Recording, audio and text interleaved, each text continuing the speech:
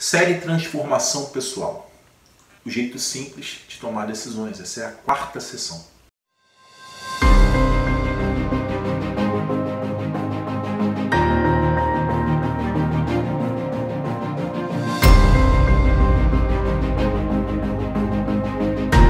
A primeira coisa que eu te digo sobre isso, tomada de decisão, é que você já sabe o que fazer. Primeiro tópico aqui. Teoricamente, tomar decisões deveria ser uma das coisas mais fáceis do mundo para a gente fazer. Afinal, ou a gente quer fazer alguma coisa, ou a gente não quer. Ora, naquelas raras ocasiões em que a gente não tem certeza disso, isso aí realmente não importa. A gente pode tomar, pode tomar a decisão que a gente quiser, ou mesmo jogar uma moeda para cima para decidir, sabendo que a gente pode mudar de ideia se o que a gente pensou que queria acabar não sendo o que a gente esperava. Não tem problema. Mas espera aí, então por que a tomada de decisão é tão difícil na maior parte do tempo então? Por quê? Isso acontece porque a gente se prende aos nossos próprios pensamentos, né, sobre aquela decisão importar, né, de que a decisão importa. E que de alguma forma a gente poderia ou deveria saber antecipadamente como as coisas vão suceder. Isso não acontece, mas a gente fica preso nesse pensamento. Só que, mas e se você pudesse cometer um erro? E se você, o que quer que você decidisse acabasse sendo a melhor coisa de qualquer forma, dado o leque de escolhas e informações que você tinha disponíveis ali no momento? O que você decide nunca vai impactar a sua vida tanto quanto como você lida com as consequências daquela decisão. Esse que é o ponto. Em outras palavras, casar com a pessoa errada é só um erro. Continuar casado com essa pessoa por 25 anos e sofrer por isso, aí sim, isso é uma má decisão. Deixa eu ver outro exemplo aqui. Escolher um emprego no lugar de outro, né? Escolher um emprego ao invés de outro, né? Pode ser um erro, tudo bem. Agora, desistir da tua carreira e passar o resto da tua vida ansiando pelo que eu poderia ter sido, aí sim, é uma má decisão. Ficar bêbado e se envergonhar, né? Envergonhar a si mesmo na frente da gata do escritório lá, da bonitinha do escritório, pode ser um erro, tudo bem. Agora, deixar que isso te defina como um perdedor, como um bêbado, alguém indigno de viver em sociedade, isso aí seria uma péssima decisão. E tem muita gente que faz isso. O que faz boas decisões é um bom néctar cerebral, um suco cerebral. A clareza na sua mente vem de se ter bons sentimentos acontecendo dentro do seu corpo. Quando você está no estado claro, né, geralmente, ou você sabe o que fazer, ou você sabe que isso particularmente não importa.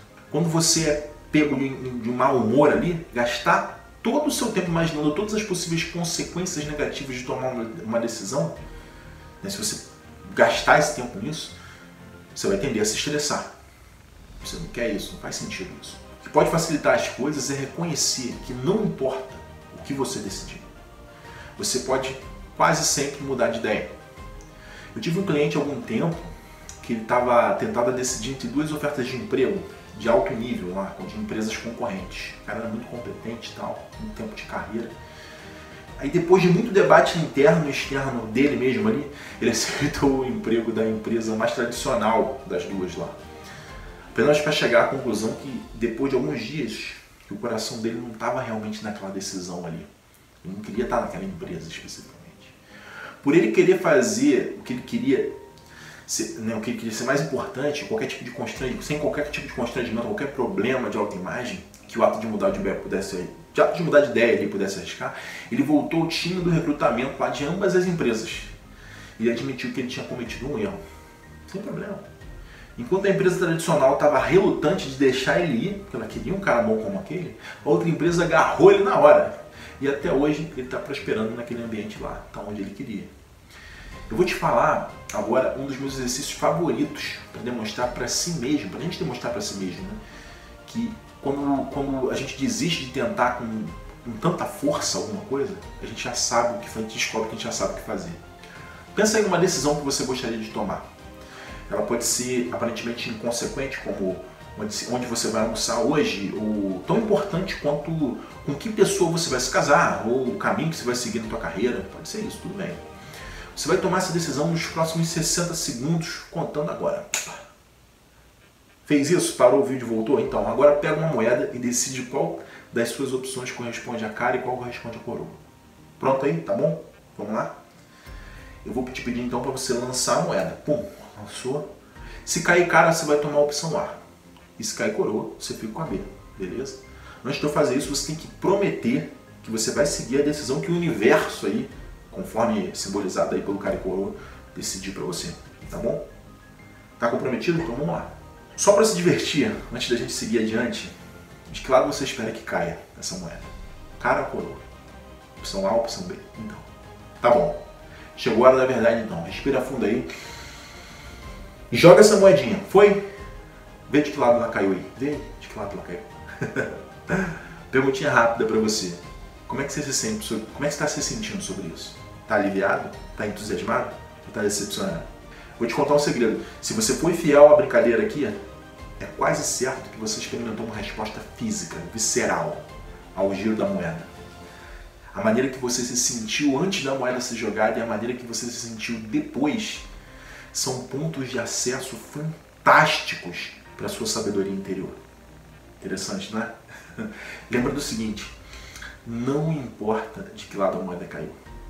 O sentimento que você tem enquanto ela está no ar e o sentimento quando ela cair, né, ali, eles vão te dizer tudo que você precisa saber. Vamos seguir agora para o assunto seguinte então. A definição da palavra confabulações aqui no dicionário seria preencher lacunas na memória, né, na memória de alguém, na nossa, com fabricações que essa própria pessoa acredita serem verdade.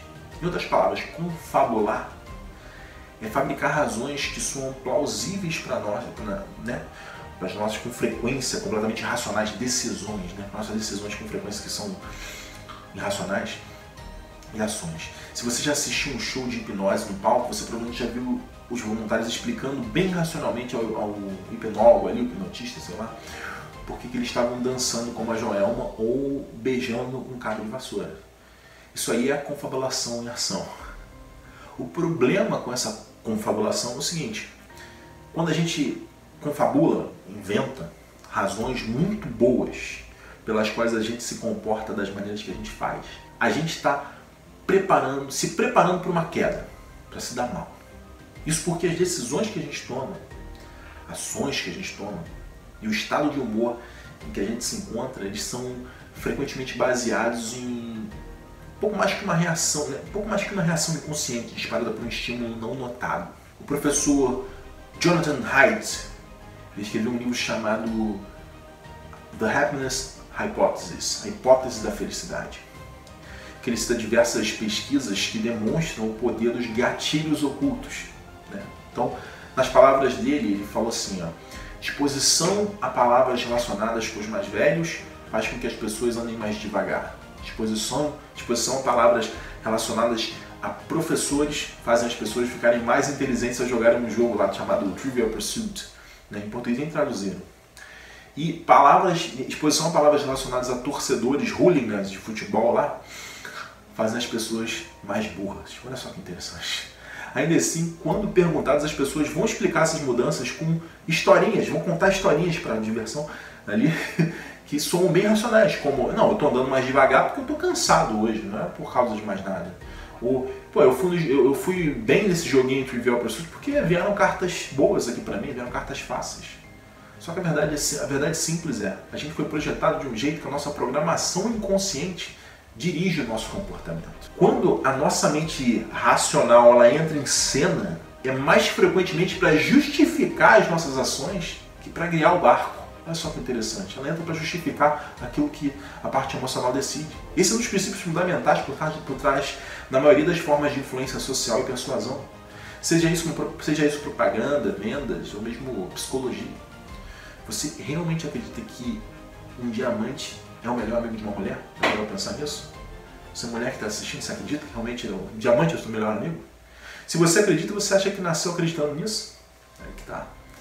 Quando a gente está disposto a simplesmente confiar em si mesmo, a seguir os nossos instintos, sem confabular uma série de ótimas razões para aquilo que a gente decidiu, a gente tem uma regra de ouro para tomar decisões com impunidade.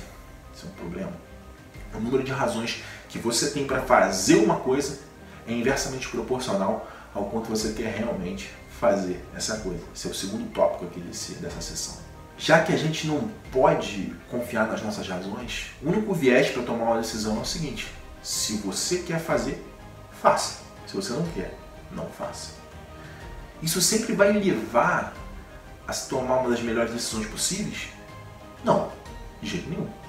Nem isso foi projetado para tal coisa, não foi projetado para essa ideia. Em 1957, o cientista político ganhador do Prêmio Nobel de Economia, o Herbert Simon, ele introduziu um termo chamado satisfice. Em inglês seria como inventar uma palavra satisfazente, né, se fosse em português. Em inglês seria satisfactory, né? O que acontece? Tem uma diferença, né? Satisfactory para satisfied. O conceito que ele quer é fazer uma escolha que é tanto satisfatória quanto suficiente, meramente suficiente para atender às necessidades da situação, sem necessariamente ser absolutamente a melhor das possíveis escolhas ali, das opções. Ele contrastou esse termo satisficing com uma estratégia de tomada de decisão, com outro termo chamado maximizing. Aí a gente conhece, maximizar, que é escolher a melhor opção. A opção que optimiza, né? Não. E optimizing, desculpa.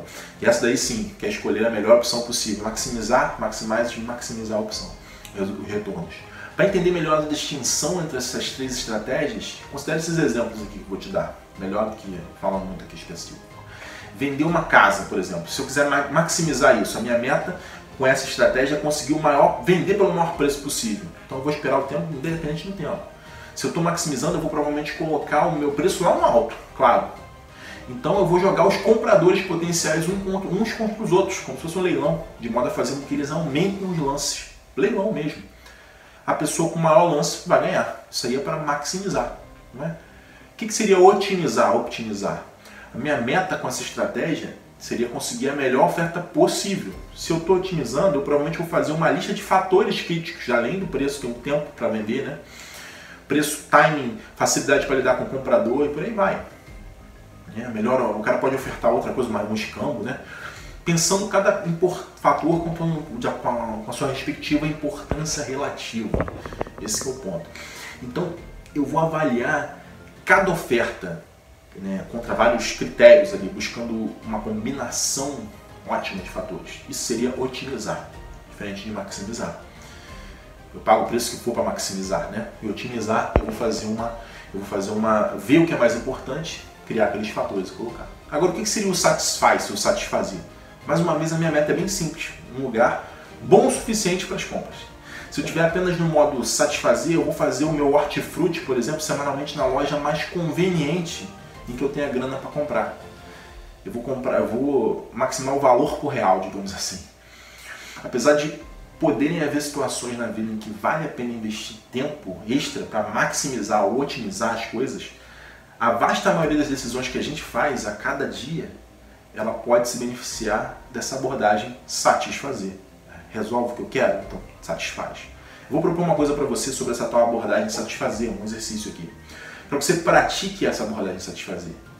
Lembrando de se contentar com o bom o suficiente, pelo menos 3 vezes nessa semana, como uma maneira de reduzir o estresse e de simplificar a sua vida. O que eu preciso? Apenas aquilo. É como se fosse um minimalismo de ação, tá? Fazendo isso, nota o quanto você acha fácil ou difícil se desapegar da sua busca pelo melhor. Tem gente que vicia nisso e perde muito tempo e energia. Eu vou falar agora de quereres, caprichos e fantasias e deveres, tá bom? O problema que a maioria das pessoas tem quando elas mudam para a simplicidade do eu quero fazer isso, como ferramenta primária, é discernir entre os 4 tipos de desejo aparentes que eu vou chamar de quereres, caprichos, fantasias e deveres. Que é o assunto agora. Vamos dar uma olhada nesses deveres de trás para frente, tá? Primeiro, nesses aí de trás para frente, quereres ali de trás para frente. Deveres. Ao longo do tempo que eu trabalho com pessoas, eu notei que a principal pergunta que as pessoas me trazem, elas tentam usar para navegar ao longo da rota delas, é a seguinte: qual seria a coisa certa, melhor, mais inteligente a ser feita nessa situação? Todo mundo usa essa pergunta, vem para mim e vejo que elas usam isso aí. Só que tem um problema com essa abordagem. Número 1, não tem jeito de eu saber a resposta certa até depois da coisa acontecer. Segundo, a maioria de nós odeia que alguém diga pra gente o que fazer, mesmo quando é a gente mesmo que está dizendo para si mesmo o que fazer. Então eu vou te dar aqui algumas palavras-chave e frases que vão fazer com que você saiba, né, se esse seu desejo aparente é uma prática de dever. Né? Seria assim: eu deveria fazer isso ou eu não deveria fazer alguma coisa? Eu devo ou não devo? Claro, também. Né? eu tenho que, eu preciso. Entendeu? Muito quantas pessoas falam, pô, eu tenho que fazer isso hoje, eu tenho tanta coisa para fazer e tal. Aí, deveria. As pessoas deveriam, alguém tem que fazer alguma coisa, pior ainda. Eu falei dos deveria, agora eu vou pro eu não falei deveria, o segundo é fantasias. Fantasias são aquelas coisas que parecem fantásticas, mas que na prática elas seria muito pouco provável de você gostar delas. Por exemplo, a maioria dos homens e das mulheres casados, em algum momento, essas pessoas fantasiaram fazer sexo com alguém que não está diferente do seu cônjuge. Se tudo que você fizesse fosse focalizar naquele pedacinho de fantasia entre quatro paredes com o seu respectivo parceiro ou parceira, tudo bem, ia aparecer ali uma ótima ideia, ia até apimentar a situação, ninguém precisa saber. Só que adianta o filme um pouco mais e se imagina realmente chegando em casa e tendo que explicar para a esposa ou para o marido onde é que você estava. Imagina a si mesmo, a si mesma, tendo discussões sobre por que você tem que trabalhar até tarde de novo com a esposa ou com o marido. Ou que você precisa ir naquela viagem de negócio de emergência justo na semana do teu aniversário. Aquele estresse todo. Imagina a si mesmo, a si mesma discutindo com a sua amante sobre por que você não pode continuar fingindo trabalhar até mais tarde. Não pode viajar. Por que você não pode viajar no fim de semana com ele ou com ela? E deixar, né? Ou por que você não pode largar a tua esposa ou teu marido? E aí? Estranho, né? Chato isso, né? Se você tem filhos, visualiza só a cena deles pegos ali no fogo cruzado, de desconfiança, raiva, traição e de uma possível dissolução desse casamento. Agora, se pergunta se é isso mesmo que você quer. Eu espero você pensar aí, é isso mesmo que você quer? Então, as fantasias geralmente são legais e elas cumprem uma função importante. Você ter elas é bom, é legal. Elas aliviam o estresse, aliviam o tédio, ou qualquer outra maneira em que a sua infelicidade ela esteja se manifestante. Mas ela tem que permanecer sendo uma fantasia. Né? Na maior parte, agir numa fantasia é um tipo de perda de tempo e energia. Se você agir mesmo, aí sim, é ruim. Isso do jeito que a gente falou na sessão 2, mudar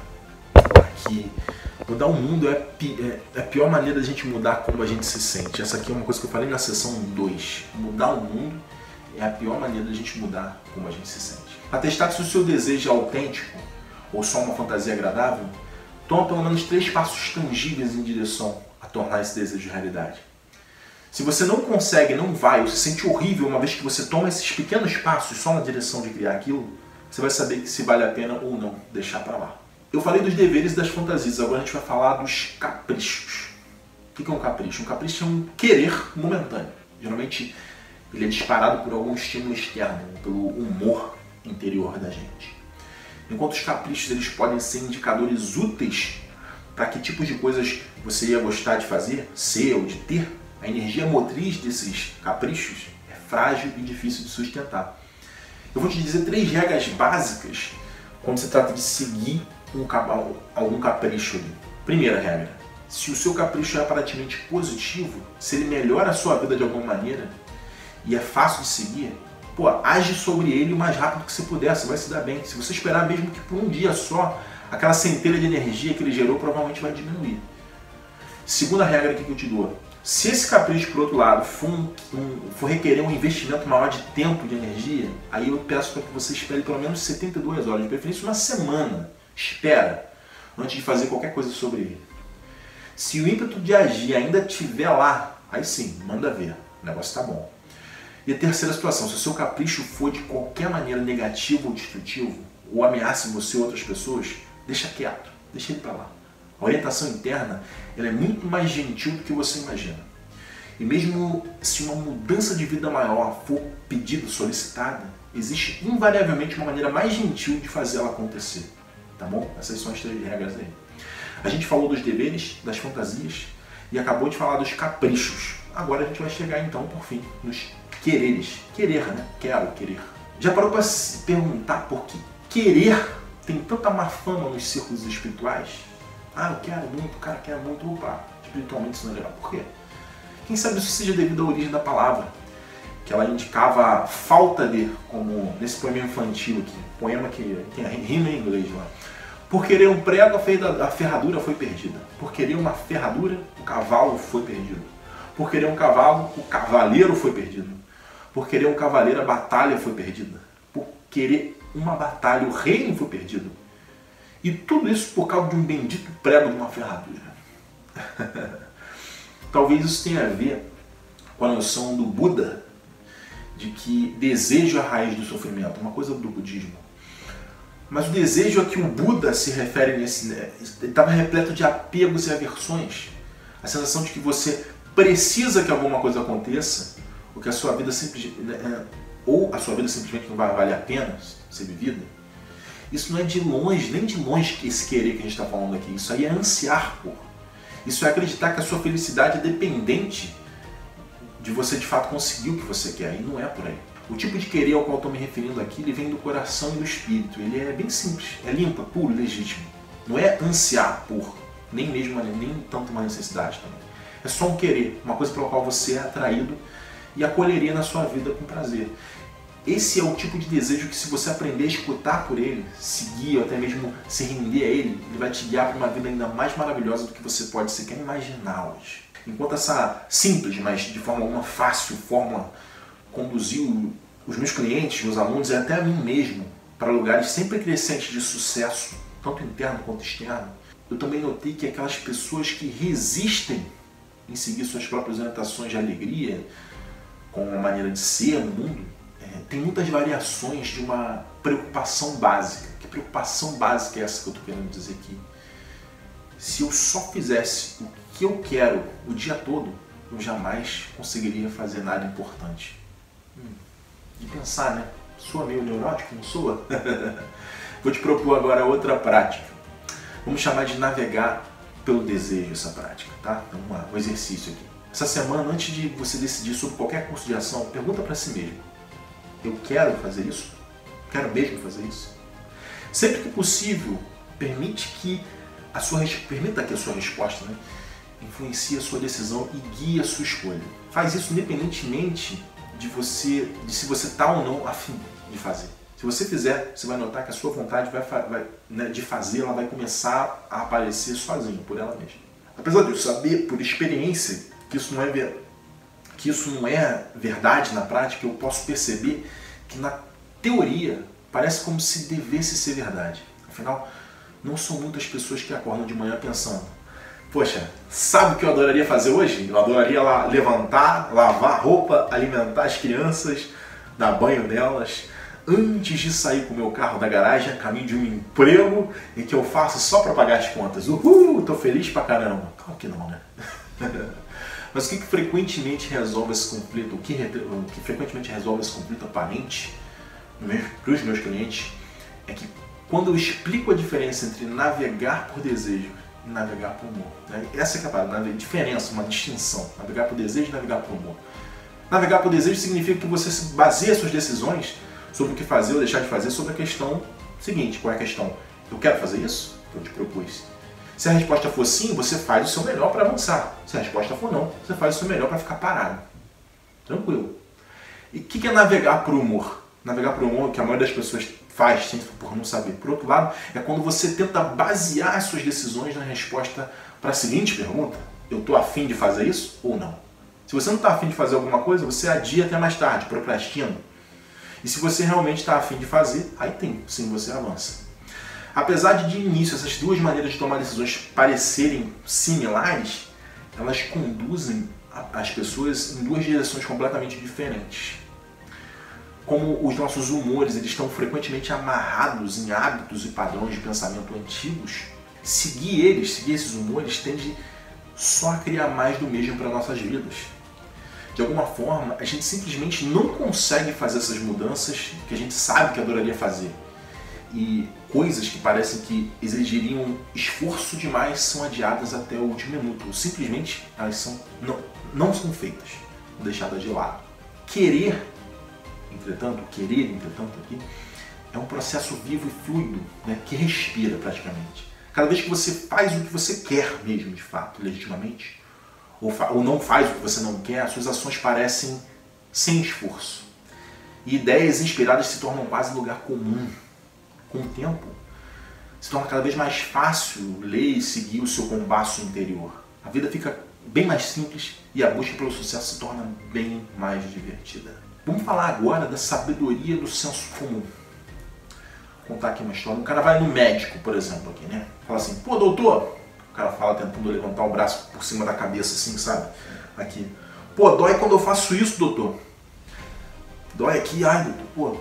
Aí o doutor replica ali, responde pro cara, não faça isso. Esse tipo de abordagem de sabedoria espontânea aqui, ou inata para a própria vida, ela está praticamente sempre disponível para a gente. Mas a gente gasta tanto do nosso tempo precioso preso no redemoinho dos nossos pensamentos que a gente não nota. E mesmo quando a gente nota, a gente com frequência ignora isso, na esperança de que o nosso intelecto venha achar uma resposta diferente de acordo com o que a gente espera que se torne verdade. Outro dia eu estava explicando essa ideia aí numa reunião com um cliente potencial corporativo lá, né?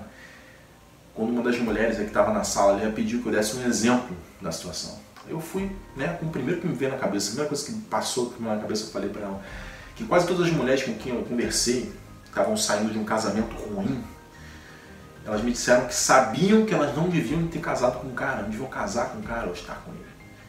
Em certo ponto, antes de ir longe bastante e dizer na frente do padre lá, eu aceito. Mais uma proposta para você, aqui um exercício a mais, tá? Se trata do que você quer estar fazendo bem agora. Sempre que você não tiver certeza se você está fazendo o que você realmente quer, né, que está fazendo ali, tenta essa experiência pequena aqui que eu vou te propor, de aumentar o volume da tua orientação interna, tá?